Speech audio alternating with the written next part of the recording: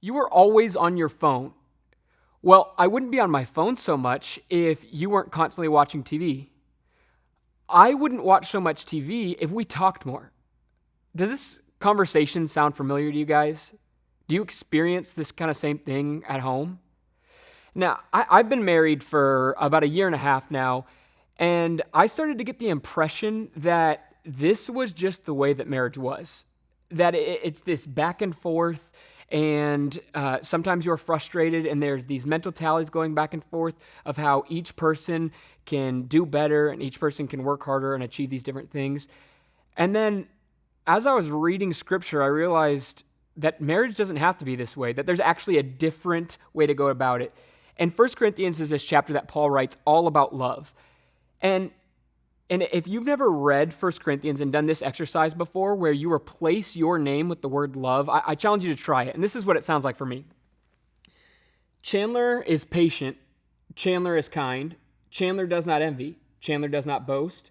Chandler is not proud. Chandler does not dishonor others. Chandler is not self-seeking. Chandler is not easily angered. Chandler keeps no record of wrongs. And I don't know where it is for you that you get hung up on, but that one, for me, I just stop and I'm like, oh, that hurt. Because in my marriage, I think what happens is I constantly have this tally going back and forth. I'm like, okay, well, I did the dishes. There's a point for me. I made breakfast for you. There's another point. I did some yard work. There's a point. And so what happens is if I start keeping these records of wrongs or I start keeping this mental scoreboard in my head, let's say that I'm up 7-3. And then when my wife comes to me and she says, you're always on your phone, I think to myself, excuse me? Did you really just say that I need to do better? That there's something I can improve on? Have you seen the scoreboard? I'm up 7-3. You're the one that needs to improve. You're the one that needs to try harder. You're the one that needs to put in more work. But this is what keeping records of wrongs does to us. Is when we have these scoreboards in our heads, we start to walk through this process in our life of how are we always on top? How are we going to be the people that in our marriage, we got to make sure that we're winning. And I can walk through pretty content in my life knowing if I have the scoreboard going well in my head.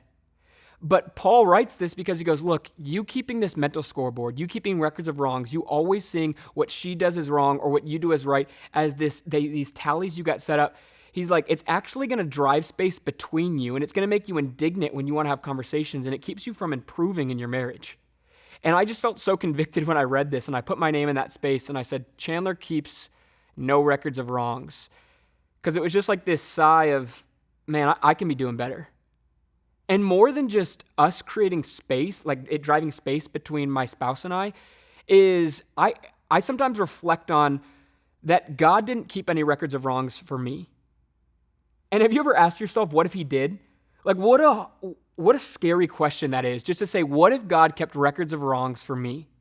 And I would look at it, and I'd look at like 1,000,000 of wrongs on my side, and Jesus has 0 wrongs on his side, and he could just look before me and just be indignant with me all the time and go, excuse me, you're going to complain about this, you're going to ask for this, you're going to pray that prayer, but he doesn't.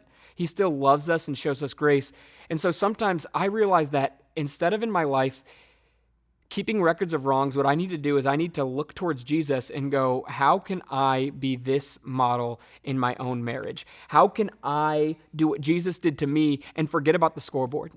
And let me tell you, this has been maybe the hardest thing I've had to learn in marriage so far. And some of you are probably doing a much better job, and some of you go, you know what? Yeah, I struggle with that too. But if you guys could just join with me and together, would we just forget about the tallies? Would we drop the scoreboards? Would we not seek to outserve our wife, but would we seek to outserve Jesus? And here's the secret. It's not going to happen.